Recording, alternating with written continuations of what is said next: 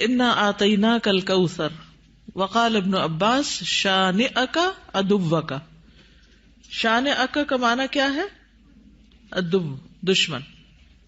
اور شان سے مراد یہاں نبی صلی اللہ علیہ وسلم کا دشمن ہے. اس سے مراد عاص بن وائل، ابو جہل یا عتبہ ہے.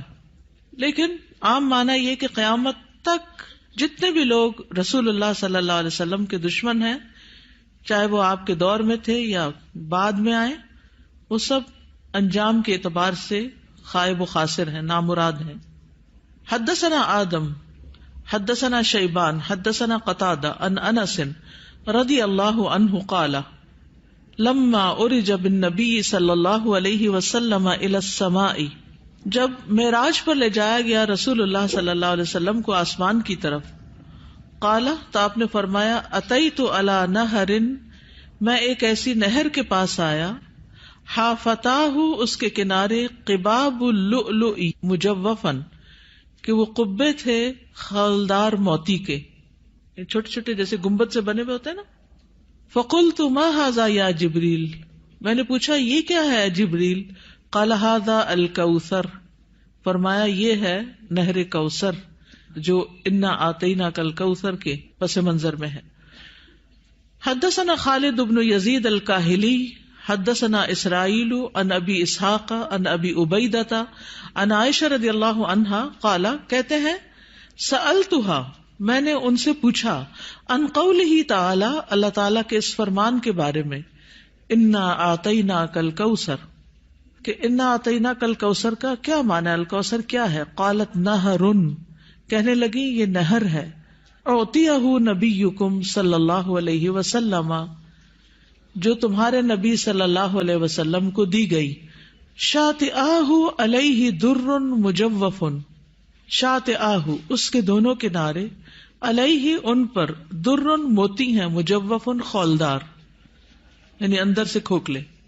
آنیتہ اس کے برتنوں کی تعداد کا عدد النجوم، ستاروں کی گنتی کے برابر ہے.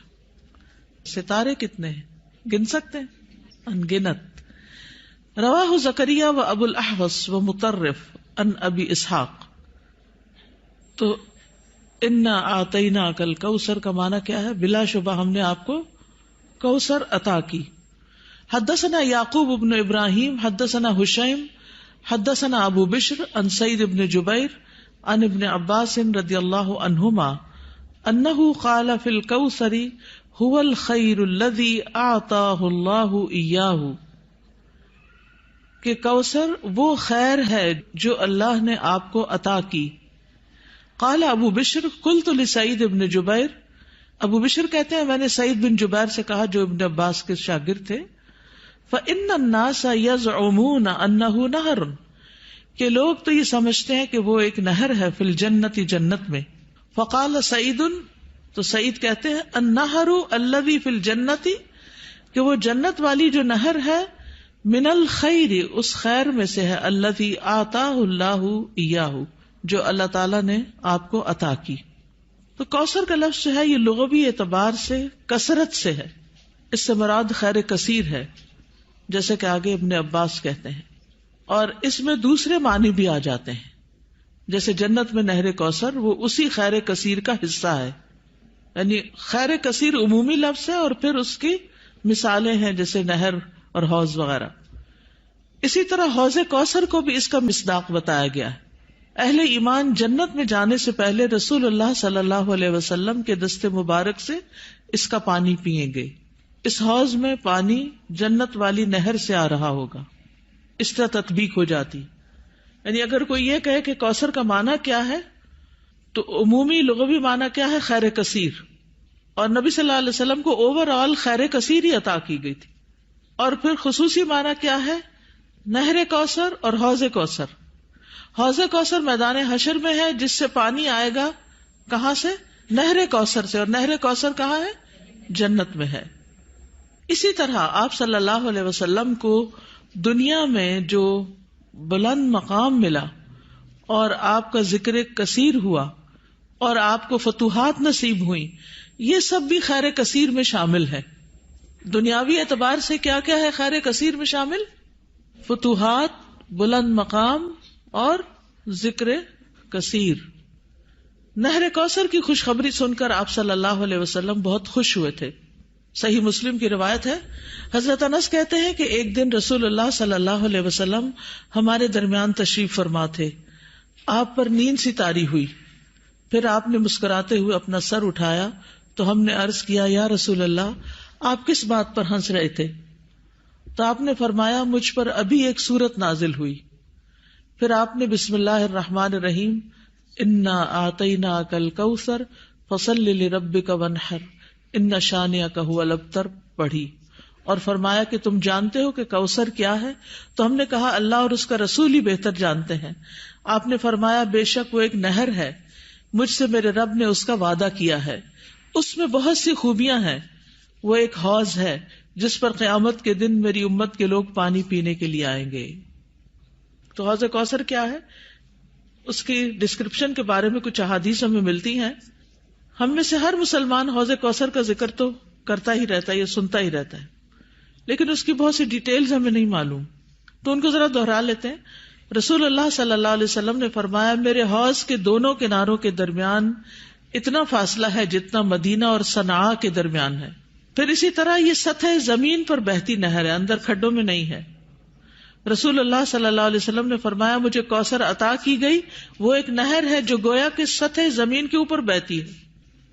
حوض کوثر کی مٹی جو ہے, آپ نے فرمایا میں نے اپنا ہاتھ اس کی مٹی میں ڈال کر دیکھا تو وہ خالص کستوری کی تھی, یعنی خوشبودار. اس میں کنکریاں بھی ہیں اور وہ اس کے موتی تھے, یعنی سطح پر ہوتی ہے نا کنکریاں پانی کی سطح پر, تو وہ موتی تھے. جنت سے آنے والے سونے اور چاندی کے 2 پرنالے ہیں جو اس میں گرتے ہیں. اس صحیح ترغیب و ترغیب سے, یعنی 2 پرنالے جو جنت سے پھوٹتے ہیں, ایک چاندی کا اور ایک سونے کا, وہ اس حوض میں گرتا ہے. حوض پر سونے اور چاندی کے برتن ہیں. اللہ کے نبی صلی اللہ علیہ وسلم نے فرمایا, تم دیکھو گے کہ حوض کوثر پر سونے چاندی کے آبخورے ہوں گے جن کی تعداد آسمان کے ستاروں کی برابر ہے, یا ان سے زیادہ بھی روایت میں آتا ہے. اور پھر وہ برتن جنت کے برتنوں میں سے ہوں گے. کسی نے عرض کیا, یا رسول اللہ حوض کے برتن کس طرح کے ہوں گے؟ آپ نے فرمایا, اس ذات کی قسم جس کے ہاتھ میں میری جان ہے, اس کے برتن آسمان کے ستاروں سے بھی زیادہ ہوں گے, ستارے بھی ایسی اندھیری رات کے جس میں بالکل بادل نہ ہو. پھر وہ برتن جنت کے برتنوں میں سے ہیں. اس کا پانی ٹھنڈا, میٹھا اور خوشبودار ہے. رسول اللہ صلی اللہ علیہ وسلم نے فرمایا, میرا حوض عدن اور عمان کے درمیانی فاصلے جتنا ہے. حوض کا پانی برف سے زیادہ ٹھنڈا, شہد سے زیادہ میٹھا, مسک سے زیادہ خوشبودار, اس کے آبخورے آسمان کے ستاروں کے برابر ہیں. اور ایک جگہ دودھ سے زیادہ سفید بھی آتا ہے. آئس کریم کیا چیز ہے اس کے مقابلے میں. پھر جو ایک گھونٹ بھی پی لے گا کبھی پیاسا نہ ہوگا, اس کے چہرے کا رنگ کبھی سیاہ نہ ہوگا. سبحان اللہ, یہ تاثیر ہے اس کی. دنیا میں کئی ٹوٹکے کرتے رہتے ہیں, یہ کھا لو, وہ پی لو, یہ لگا لو تاکہ رنگ صاف ہو جائے. اس کا ایک گھونٹ پی کر انسان خوبصورت ہو جائے گا. اس نہر پر پرندے بھی ہیں. فرمایا ان کو کھانا اس سے بھی زیادہ خوشگوار ہوگا. لیکن کچھ لوگ حوض کوثر سے محروم رہ جائیں گے. وہ کون ہیں؟ جو بدعت کرنے والے ہیں, جنہوں نے آپ کے بعد دین کو تبدیل کر دیا. آپ فرمائیں گے یہ دور ہو جائیں, دور ہو جائیں. یہ ڈسکرپشن پڑھ کے پھر شوق بڑھ جاتا ہے نا, اور سنت پر عمل کا شوق بڑھ جاتا ہے کہ اللہ تعالیٰ ہمیں اور زیادہ سنت کا پابند بنائے تاکہ ہم نبی صلی اللہ علیہ وسلم کے قریب ہو سکیں, آپ کا اتباع کریں.